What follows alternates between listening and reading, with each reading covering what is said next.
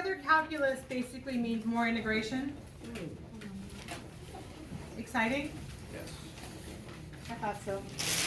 Alrighty. So I need you to get out your bright colored sheet of paper. Which one? The pure math one. We're going to learn, and I think I've introduced this before, the derivative of inverse tan. I think I did that. And then the integral of inverse tan. And then we're also going to be doing a du over u situation where you have natural logs, and I have introduced that. Then we're going to incorporate integration by, no, we're going to incorporate partial fraction decomposition into integration, which I've kind of alluded to a little bit.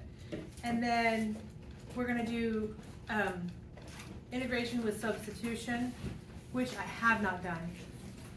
And then the last component of this was integration by parts, which I've done. So basically that's it. When is December 5th? Is it next what? Tuesday. What's that? That's not Science Step Up Day. Or regular students, we're going to talk about the derivative of something with inverse tans. So we give you, and I want to know if it's on your bright colored sheet of paper.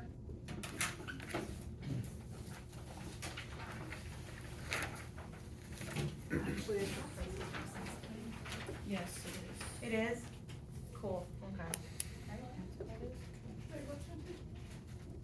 is. 10 to the negative 1. It is on there? Yay, we don't have to have it memorized. That is equivalent to 1 over x squared plus 1.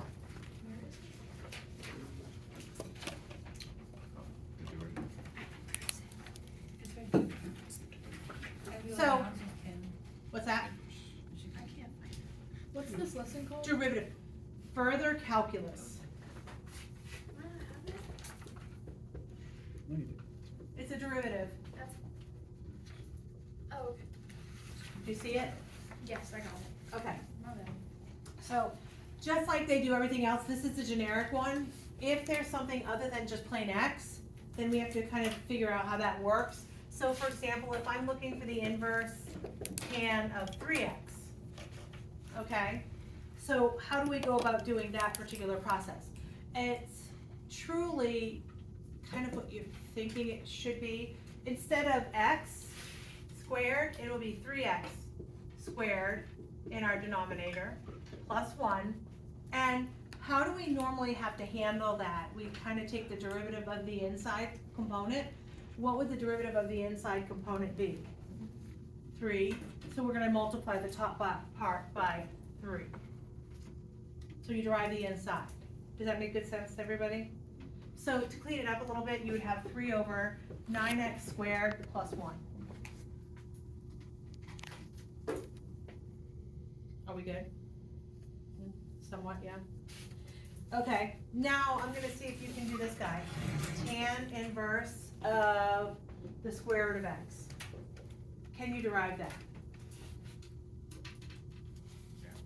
Yeah? X plus 1. Just x plus 1, because it's the square root of x squared plus 1. Are we feeling good about that? Yes? Okay, what would my numerator be? What is my inside? It's x to the 1/2, right? So it's x to the 1/2. What's the derivative of that guy? 1/2 x to the negative. 1/2 x to the negative 1/2. That's it. Yeah. Are we feeling okay? Or not? Abby, where am I losing you? I could tell by I your just face. forgot how to drive. How to derive, okay, good. We can handle that. Wait, so the numerator is just the derivative of x? Of the inside part. Oh, okay. Yeah. Are we good there? All right. So let's make it a little more difficult, right?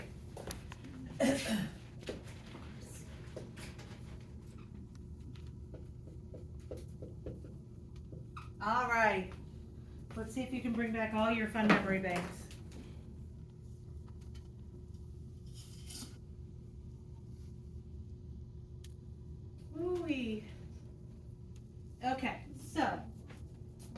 denominator for this thing? Just looking at the denominator portion.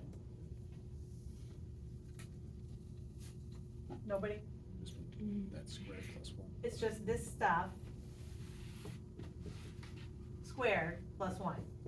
Are we cool? Yes? Okay, what about our numerator? Do you remember how to do that? Low D high, high D low. Low D high minus high D low all over. Low. Oh. It's been a minute. How do we know how to do low D high minus high D low over low low? It's division, it's quotient, right? It's quotient rule. So it's low D high minus high D low all over low low. Has it been a long time? It feels like a long time. It feels like forever. Okay. Okay, now, so if I asked you to clean this up, that's where the fun begins, right? If I asked you to clean it up, well, would I maybe, if I asked you to find the slope of something, I'd give you a value of x, you just plug it in. But if I asked you to simplify it to the best of your ability, that's when you need to kind of remember. So I'm gonna take the 1 on the top here, I'm gonna distribute it through. So I would have x minus 2 minus x on top. Does that make sense? And then on the bottom, I would have x minus 2 squared. We feel it okay on the top so far? Okay, so now, how do I handle this guy here, cleaning this up? X squared over x minus 2 squared. So I'm just gonna kind of start the process. Okay. Does anybody have any brilliant ideas?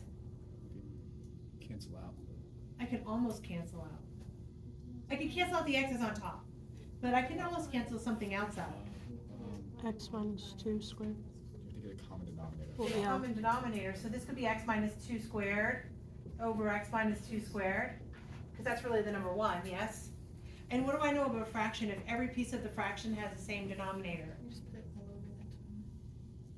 Or I could just get rid of it, right? Because they all have the same denominator. So what I have left on top is x minus x, which is a negative 2. And then on the bottom, these guys will cancel out. So I'd have x squared plus x minus 2 squared. I mean, that's not so bad. Is there any more cleaning up that can happen here? I could FOIL the x minus, yep. So negative 2 over x squared plus x squared minus 4x plus 4. And then a little bit more cleaning, I would have negative 2 over 2x squared minus 4x plus 4. Is there any more cleaning that can happen? You pull out a 2. Everything is divisible by 2. So, negative 1 over x squared minus 2x plus 2. And that would be a nice, very clean version of it. What do you think? No? I just wanted to show you it's doable. I know looking at that, going, how the heck do I clean it, and then actually doing it, sometimes it's okay. Especially if you use old lady tricks, right? Get the common denominator all the way through. All right, any questions on derivatives of tan inverse? Yes. So wait, for the x's on the top of the beginning, they just cancel them out to get negative 2? Yes, because the x and the minus x cancel. All right, are we cool with derivatives of the inverse tan? I mean, honestly, far and few between do I see questions on an Aice exam that have inverse tan, but at least to introduce it to you would be better than not. Okay, so now the next thing we're gonna do is take an integral. So flip to the integral portion of that, and the integral of inverse tan stuff is what it looks like this.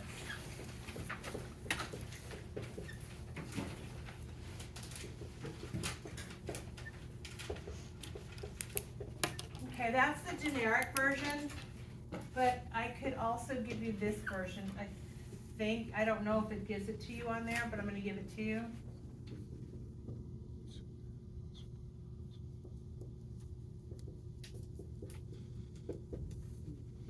Okay, so is that on there in both forms or not? Yes. Just the bottom one? Oh, good.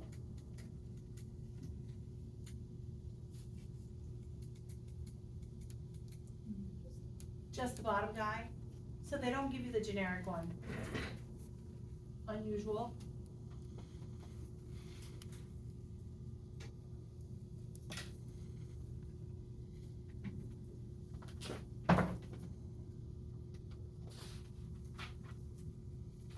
Okay.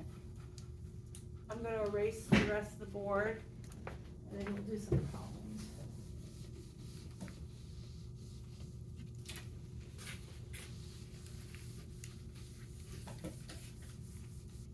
Okay, so 1 over x squared plus 25 dx.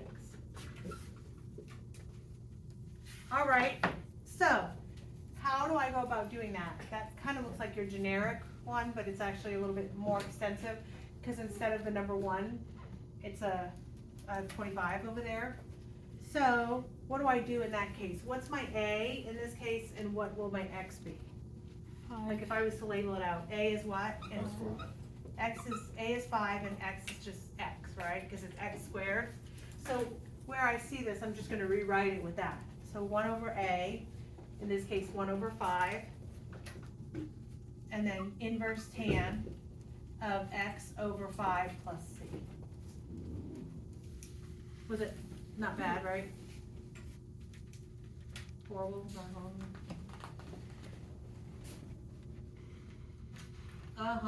Now let's do one a little bit more extensive, where x becomes a little bit different.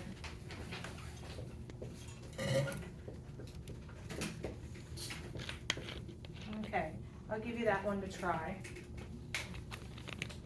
I suggest labeling your a and labeling what you think x will be before you expand it out. You factor out something. Instead of having 2x squared, they suggest you factor out, what do you think? They factor out so basically you're gonna factor out 1/2 because it's on the denominator. So that would probably be your smartest way to go. Let's see how that looks. If I factor out and made this just plain x squared, if I factored out that, the 1/2, do you agree it would be 3/2 over here? Does that make sense or not? Yeah.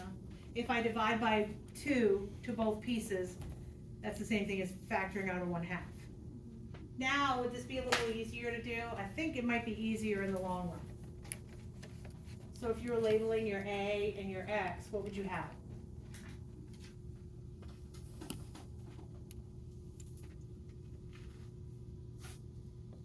X would just be X. Mm-hmm. And then what would your a be? Square root of 3 over 2. Square root of 3/2, yeah. Now, in my brain, I was making the x to be the square root of 2x, and then, yeah, but it works either way, but I think it might be easier if you do it this way. So, a is the square root of 3/2, and x is just x.